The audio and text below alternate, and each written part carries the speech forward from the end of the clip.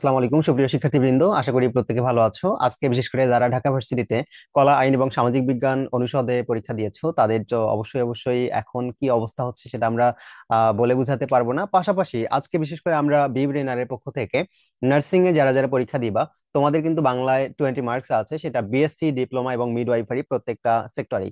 So তোমাদের জন্য আজকের এই প্রশ্নটা অ্যানালাইসিস করা খুবই জরুরি।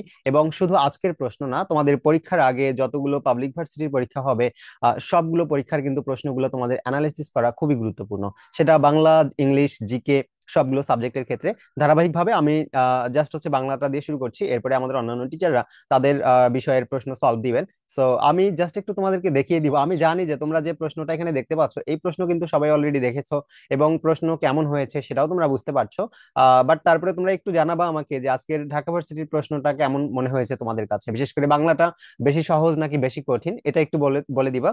তো আমি জাস্ট তোমাদেরকে একটু বলে দিব এখন যে আমার এই যে যে প্রশ্নটা এসেছে এই রিলেটেড আর কি কি প্রশ্ন আসতে পারে এবং এই টপিকটা তোমাদের জন্য ইম্পর্টেন্ট কি না নার্সিং এর জন্য। সো আমরা সরাসরি শুরু করছি। দেখো, প্রথমত যে প্রশ্ন এসেছিল কাজী নজরুল ইসলামের মতে আত্মনির্ভরশীলতা আসে কিভাবে।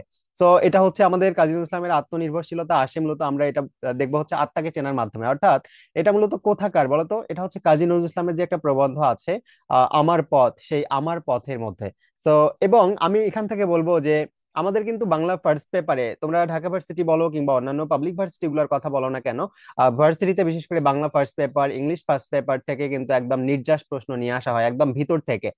বাট নার্সিং এ কিন্তু এই বাংলা ফার্স্ট বলো, ইংলিশ ফার্স্ট বলো, সেখান থেকে কিন্তু প্রশ্ন খুব বেশি হয় না।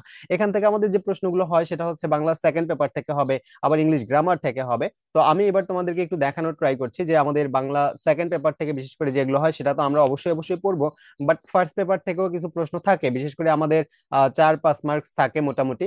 তো হয়তো বা কোশ্চেন প্যাটার্নে যদি কিছুটা চেঞ্জ নিয়ে আসলে আসতেও পারে, তখন হয়তো বা বাংলা ফার্স্ট পেপারে একটু ফোকাস করবে। তো আমার এই প্রশ্নটা আমার পথ থেকে আসছে, তার চেয়ে গুরুত্বপূর্ণ এটা কিন্তু কাজী নজরুল ইসলামের একটা প্রবন্ধ থেকে আসা। তার মানে যেখানে আমাদের কবি নজরুল আছেন, রবীন্দ্রনাথ আছেন, সুকান্ত ভট্টাচার্য আছেন, বেগম রোকেয়া সাখাওয়াত আছেন, সো তাদের সম্পর্কে অ্যাটলিস্ট আমাদের কিছু জানা উচিত। এবং আমাদের পরীক্ষার জন্য এখান থেকে কিন্তু প্রশ্নগুলো আসে, বিশেষ করে তাদের নাটক, উপন্যাস অথবা গ্রন্থ যেগুলো আছে এগুলো সম্পর্কে আমাদের আসে। এরপর তুমি দেখতে পাচ্ছ এখানে, আমি আর একটু জুম করে দিই, দেখো। তাহলে আমরা কাজী নজরুল ইসলামের এটা পাইলাম কি, এটা হবে আমাদের আত্মাকে চেনার মাধ্যমে। এরপরে আমার প্রশ্ন হচ্ছে সোনার তরী কবিতায় বর্ণিত ঘটনাধারা। দেখো, এটা একদম সিম্পল একটা প্রশ্ন ছিল, যারা অ্যাটলিস্ট সোনার তরীটা একটু হলেও পড়ছে তারা এটা পারার কথা, কারণ এখানে জাস্ট আমার সময়টা বোঝাচ্ছে যে আসলে কোন সময়টার ঘটনা এখানে প্রাধান্য পেয়েছে বা বর্ণিত হয়েছে। এটা শুধু সকালবেলার, তাই না? এটা হচ্ছে সকালের।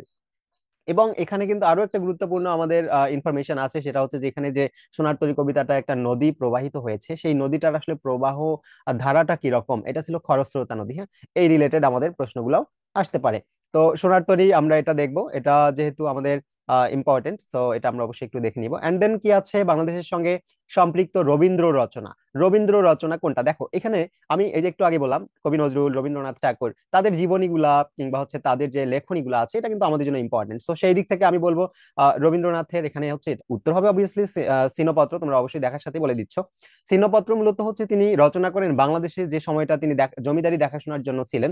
সো এই জমিদারি দেখাশোনার সময় বিশেষ করে কুষ্টিয়া, শিলাইদহ, এরপরে হচ্ছে আমাদের আর কোথায় কোথায় ছিলেন বলতো। তো তিনি হচ্ছে কুষ্টিয়া, শিলাইদহে ছিলেন, এরপরে হচ্ছে শাহজাদপুরে ছিলেন, তাই না? এই জায়গাগুলোতে থাকা এবং ওভারঅল বাংলাদেশে আরো একটু যখন ঘুরছেন, তো সেই সময় তিনি কিন্তু ছোট ছোট অংশে এগুলো লিখেছিলেন। তো এগুলো হচ্ছে আমাদের ছিন্নপত্র হিসেবে পরিচিত। জাস্ট এটা বাংলাদেশে তিনি যেহেতু ছিলেন এই জন্য হচ্ছে বাংলাদেশের সাথে সম্পর্কিত। তো এটা খুব বেশি ইম্পর্টেন্ট মানে নার্সিং এর জন্য না, এবং নার্সিং এ আসার সম্ভাবনাটা একটু কমই থাকে। আর এরপরে তুমি দেখো রাবণ অনুজ লক্ষ্মী রাবণ আত্মজে। তো এটা কোথা থেকে আসছে, বিভীষণের প্রতি মেঘনাদ থেকে, তাই না? মাইকেল মধুসূদন দত্ত। এবং মাইকেল মধুসূদন দত্ত এটাও কিন্তু একটা গুরুত্বপূর্ণ character. So Michael Madhusudan Dutta সম্পর্কে আমরা একদম ছোট ছোট যা জানার, যেটা আমাদের নার্সিং পরীক্ষায় আসে সেটা কিন্তু জানবো। এবং আমি যা বলছি এই যে ফার্স্ট পেপার থেকে আমাদের যেগুলো ইম্পর্টেন্ট এগুলো কিন্তু আমাদের বিব্রেনার নার্সিং যে বাংলা বইটা আছে, বাংলা বইয়ে সুন্দর করে একদম সামারাইজ করে দেওয়া আছে। আমার তো পুরা একদম হুবহু জানার দরকার নাই, পুরা নাটক, উপন্যাস, গল্প এগুলা সব পড়ার প্রয়োজন নাই। সো সেই জন্য আমরা একদম তোমাদের পড়াগুলো সহজ করে দিয়েছি আমাদের বইয়ের মধ্যে। দেখো এরপর কি বলছে, তাহলে এখানে লক্ষ্মী রাবণ আত্মজে, রাবণ অনুজ।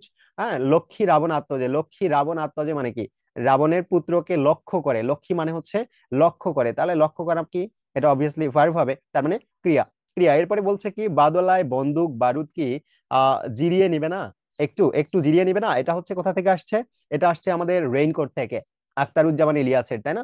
আখতারুজ্জামান ইলিয়াসের রেইনকোট থেকে আসছে।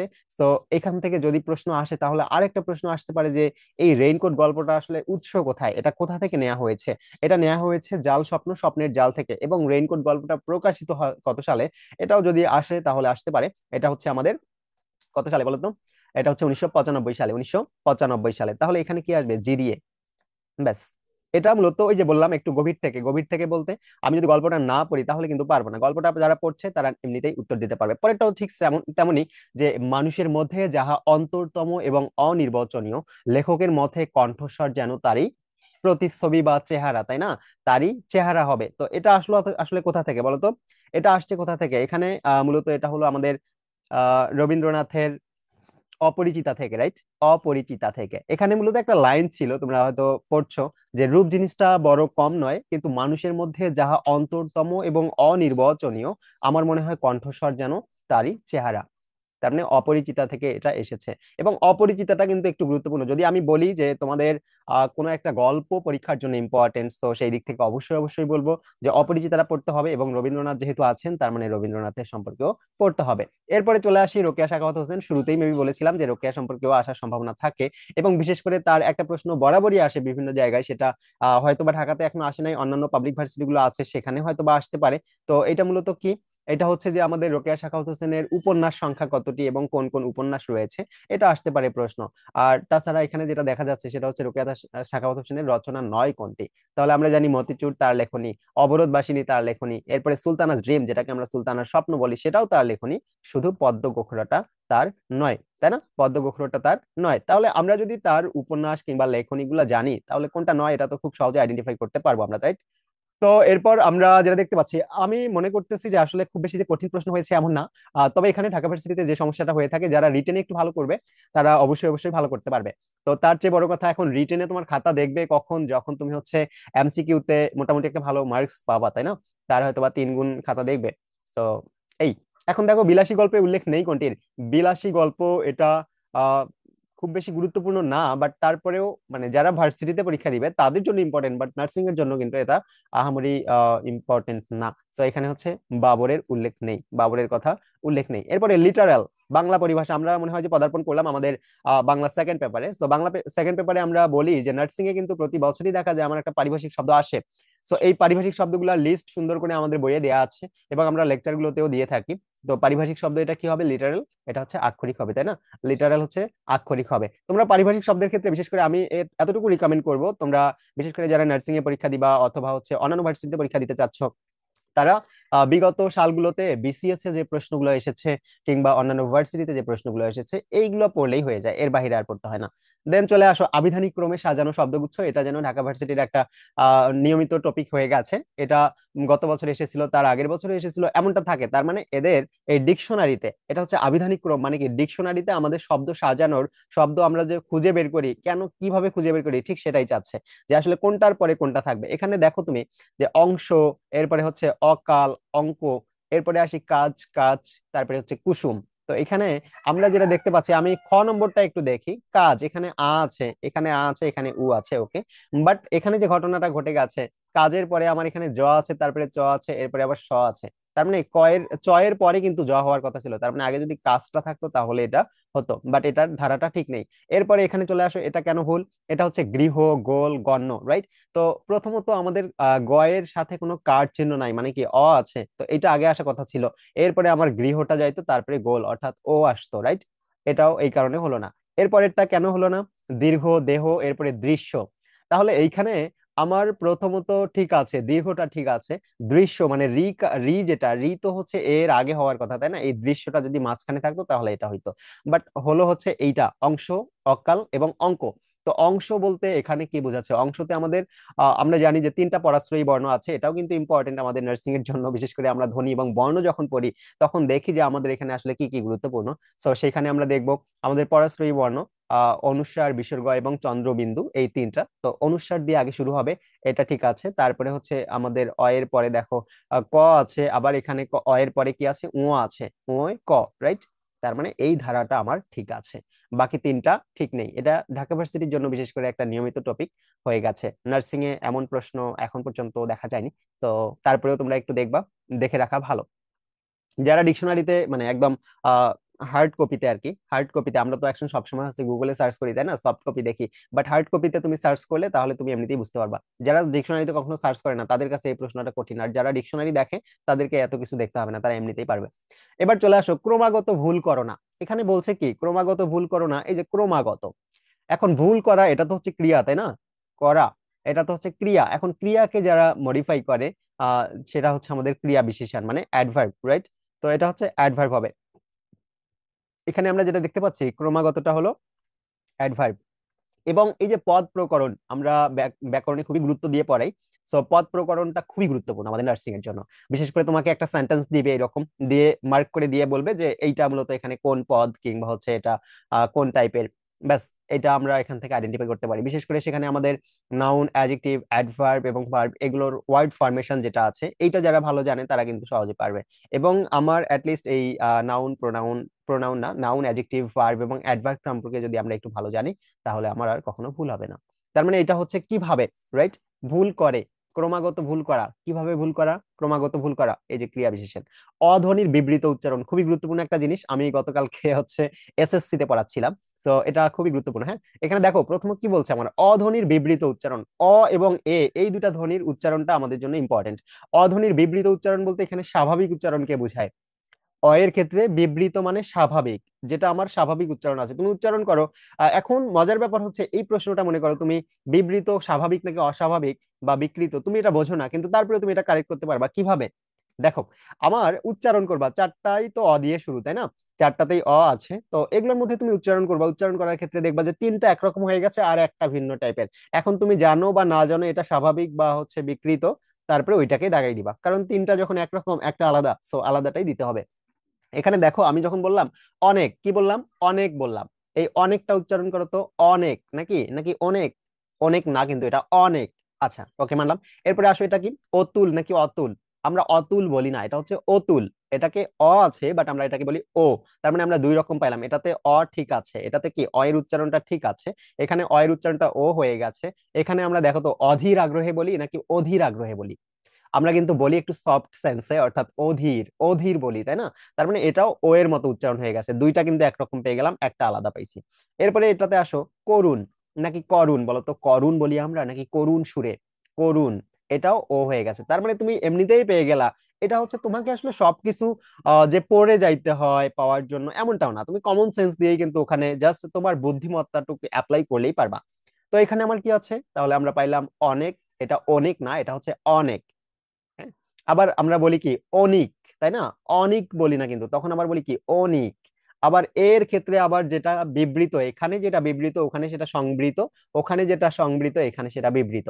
এ এবং অ এই দুইটার মধ্যে ডিফারেন্সটুকু এতটুকুই, তুমি একটা মনে রাখো আরেকটা হয়ে যাবে, তাহলে আমরা কি অনায়াসে এটার আনসার করতে পারলাম না। এবং এটা নার্সিং এর জন্য অত্যন্ত গুরুত্বপূর্ণ। এরপর চলে আসো পোর খাওয়া শব্দের বিশিষ্ট অর্থ, মানে আমাদের শব্দ বলতে এটা বাগধারা বোঝাচ্ছে। তো এই বাগধারা তো অবশ্যই অবশ্যই প্রতি বছর বাগধারা থেকে একটা প্রশ্ন হবে, সমার্থক শব্দ, বিপরীত শব্দ, এরপরে আমাদের বাক্য সংকোচন বা এক কথায় প্রকাশ, এগুলো একদম রেগুলার টপিক, এগুলো থেকে আমাদের প্রশ্ন থাকবে থাকবেই। তো এই প্রশ্নগুলো আমরা অবশ্যই অবশ্যই দেখবো। পোর খাওয়া ইম্পর্টেন্ট, পোর খাওয়া হচ্ছে প্রতিকূলতা পেরোনো, মানে কি আমাদের বিভিন্ন প্রতিকূলতা, বাধা পেরিয়ে যাওয়া, সেটা হচ্ছে পোর খাওয়া বুঝায়। তো বাগধারা পূর্ব অবশ্যই অবশ্যই বৈষম্য বিরোধী, যেটা আমি অলরেডি একটা পোস্ট দিয়েছিলাম যে বৈষম্য বিরোধী শব্দটি যে সমাসে নিষ্পন্ন। তো বৈষম্য বিরোধী বলতে এটা আসলো কোথা থেকে, এটা কিন্তু আমাদের এক জুলাই অভ্যুত্থান, আমাদের এই ছাত্র সংগ্রামকে বলছে। তো এইটা মূলত হচ্ছে আমাদের জিকে তে আসা একটা প্রশ্ন, বাট সেটাও কিন্তু এখানে এসে গেছে। তো এখানে সমাসের সাথে যেহেতু রিলেটেড করা যায়, তো ট্রাই করেছে যে জিকের বাইরেও এখানে আসার জন্য। তো বৈষম্য বিরোধী মানে কি, বৈষম্যের বিরোধী। র এর বিভক্তি যদি লোপ পায় সেটা হচ্ছে ষষ্ঠী তৎপুরুষ সমাস হয়, এটা ষষ্ঠী তৎপুরুষ সমাস। তাহলে এটা ষষ্ঠী দেয় নাই, স্পেসিফিক ভাবে আরো নাই, এই জন্য আরো সহজ যে এটা বিভক্তিটা লোপ পেয়ে গেলে আমাদের একমাত্র সমাস যেটা হচ্ছে তৎপুরুষ সমাস, এই তৎপুরুষের 9 প্রকারের মধ্যে 6 প্রকারই হচ্ছে বিভক্তি থেকে দ্বিতীয়া থেকে সপ্তমী তাই না। তার মানে আমাদের বিভক্তি, কারক বিভক্তি এবং হচ্ছে আমার এখানে যে সমাস, এগুলো খুবই গুরুত্বপূর্ণ আমাদের পরীক্ষার জন্য। এরপরে কি আছে, একটা গুরুত্বপূর্ণ আমাদের প্রশ্ন দেওয়া আছে এখানে, ঠিক মতো দুর্যোগে হাল ঠিক মতো রাখা ভার, তাই না। কি বলছি, দুর্যোগে হাল ঠিক মতো রাখা ভার, এখানে হাল শব্দটার অর্থ কি। তার আগে এটা তুমি জানো, আমি জানি যে তোমরা জানো এটা, এটা আমি উত্তরে বলবো না, তোমরা এটার উত্তর বলবা, দেখি তোমরা পারো কিনা। তো এটা মূলত আসছে কোথা থেকে বলো তো, এটা আসছে আমাদের সুকান্ত ভট্টাচার্যের 18 বছর বয়স কবিতা থেকে। তো 18 বছর বয়স কবিতার মধ্যে কিন্তু এটা আছে, এবং নার্সিং পরীক্ষার জন্য 18 বছর বয়সটা ইম্পর্টেন্ট, এবং আমি এটা যখন পড়াই খুব গুরুত্ব দিয়েই পড়াই, কারণ এটা আসার সম্ভাবনাটা বেশি থাকে, এবং সুকান্ত ভট্টাচার্য অত্যন্ত গুরুত্বপূর্ণ একটা ক্যারেক্টার। তো এটার মধ্য থেকে আমাদের প্রশ্ন আসার সম্ভাবনা বেশি থাকে। তো এখানে মূলত কি বলে, দুর্যোগে হাল ঠিক মতো রাখা, ভার বলতে মূলত যেটা বোঝায় যে সচেতনভাবে শারীরিক, মানসিক এবং সামাজিক জটিলতা অতিক্রম করা যায় না। সচেতনভাবে শারীরিক, মানসিক, সামাজিক এবং সামাজিক জটিলতা কি করা যায় না, অতিক্রম করা যায় না। এখানে আমাদের জটিলতাকে বুঝায়, কিংবা আহ দুর্যোগে হাল, হ্যাঁ, এখানে হাল বলতে মূলত দশা বুঝাচ্ছে। আশা করি আমি যতক্ষণ বলি নাই ততক্ষণে তোমরা আনসার করে ফেলছো। তো এতটুকু বিশ্বাস আছে তোমাদের প্রতি। আমাদের ঢাকা ভার্সিটিতে 15টা প্রশ্নই ছিল, তোমরা আরেক নজর দেখে নাও। তো এই ছিল প্রশ্ন প্রশ্ন হচ্ছে আমাদের 15টা। আর নার্সিং এ যারা পরীক্ষা দিবা, তোমরা হয়তো অনেকেই মানে একটু ভীত হয়ে গেছো যে কেন আমাদেরকে বাংলা ফার্স্ট পেপার পড়াচ্ছে না, কিন্তু বাংলা ফার্স্ট পেপার থেকে তো হিউজ প্রশ্ন আসছে এখানে, তাই না? আমাদের 2/3 হচ্ছে বাংলা ফার্স্ট পেপার থেকে প্রশ্ন এসেছে, তাহলে আমরা কেন পড়াচ্ছি না বাংলা ফার্স্ট পেপার? নার্সিং এ বাংলা ফার্স্ট পেপার খুব বেশি প্রয়োজন হয় না, তোমাদের বাংলা সেকেন্ড পেপারটা খুব গুরুত্ব দিয়ে পড়তে হবে। বাংলা ফার্স্ট পেপার থেকে যেটা আসবে 4-5 মার্কস, এর মধ্যে আবার সাহিত্য আছে, মানে আমাদের সাহিত্যের যুগ বিভাগ আছে, তাই না? এরপরে এই রিলেটেড আর কি আমাদের চর্যাপদ আছে এখানে। তো এই চর্যাপদ থেকে একটা প্রশ্ন থাকে। তার মানে তোমাদের যারা নার্সিং এ প্রিপারেশন নিচ্ছ, তোমার কিন্তু এই ধারণা পোষণ করা যাবে না যে আমাদের কেন হচ্ছে বাংলা ফার্স্ট পেপার থেকে এত বেশি পড়ানো হচ্ছে না, কিংবা বাংলা ফার্স্ট পেপার থেকে তো সব জায়গায় প্রশ্ন হয়। তবে যারা ভার্সিটিতে প্রিপারেশন নিচ্ছ তাদের জন্য অবশ্যই অবশ্যই বাংলা ফার্স্ট পেপার একদম ভিতর থেকে প্রশ্ন আসার সম্ভাবনা থাকে। তোমরা একদম পড়ছো কিনা গল্পটা, সেটাও তোমাকে ভালো করে পড়তে হবে, বুঝতে হবে। তো এই ছিল ঢাকা ভার্সিটির আমাদের কলা, আইন এবং সামাজিক বিজ্ঞান অনুষদের বাংলা প্রশ্নের সমাধান। এবং আমি তোমাদেরকে এতটুকু বলার ট্রাই করেছি যে নার্সিং এ এই রিলেটেড কি কি প্রশ্ন আসতে পারে এবং কোনটা তুমি স্কিপ করতে পারো, এটা বলেছি। এবং বাকি তোমাদের সাথে কথা হবে আমাদের বিব্রেনার নার্সিং কোর্সে। সো যারা যারা এখন পর্যন্ত প্রিপারেশন নাওনি, তারা কিন্তু বিব্রেনার নার্সিং এর শিওর সাকসেস কোর্সে আসতে পারো। ইয়াস, এখানে আসলে তোমার চান্স শিওর, ইনশাআল্লাহ, যদি তুমি লেগে থাকতে পারো লাস্ট পর্যন্ত। আর যারা বিভিন্ন কোচিং এ যুক্ত আছো, কিংবা হচ্ছে আমাদের অফলাইন কোচিং এ যুক্ত আছো, কিন্তু তোমরা অ্যাটলিস্ট চাও যে বি ব্রেনারের হাজার হাজার শিক্ষার্থীর সাথে পরীক্ষা দেওয়ার জন্য, এবং আমাদের সাথে, আমাদের স্টুডেন্টের সাথে তোমরা প্রতিযোগিতা করে তোমার প্রিপারেশনটুকু যাচাই করতে চাও যে আমি আসলে কোন লেভেলে আছি এবং তারা কোন লেভেলে আছে, তো তাদের সাথে যদি আসতে চাও, তাহলে অ্যাটলিস্ট তুমি একটা বিশেষ ডিসকাউন্টে আমাদের এক্সাম ব্যাচে ভর্তি হতে পারো। আমরা টোটালি 50% ডিসকাউন্ট দিব যারা এই ভিডিওটা অ্যাটলিস্ট দেখে আসবে। সো তুমি জাস্ট এখান থেকে আমাদের 50% ডিসকাউন্টে মাত্র 1,000 টাকায়, 1,000 টাকায় তুমি এক্সাম ব্যাচে যদি ভর্তি হয়, একদম লাস্ট পর্যন্ত চলবে। এবং এরপর আমরা কিন্তু এর সাথে আরো একটা কোর্স তোমাদেরকে ফ্রি দিয়ে দিব, অ্যাক্সেস। তো সেটাও তোমরা করতে পারবা। যারা যারা বিব্রেনারে যুক্ত হতে চাও, তোমাদের জন্য একটা সুবর্ণ সুযোগ। তো তোমরা চাইলে নার্সিং প্রিপারেশনটা একদম সুন্দরভাবে আমাদের সাথে শেষ করতে পারো। তো সবার জন্য শুভকামনা, এবং যারা যারা ঢাকা ভার্সিটিতে পরীক্ষা দিয়েছো, তোমাদের যেন চান্স হয় এই দোয়া করি। আসসালামু আলাইকুম ওয়া রাহমাতুল্লাহ।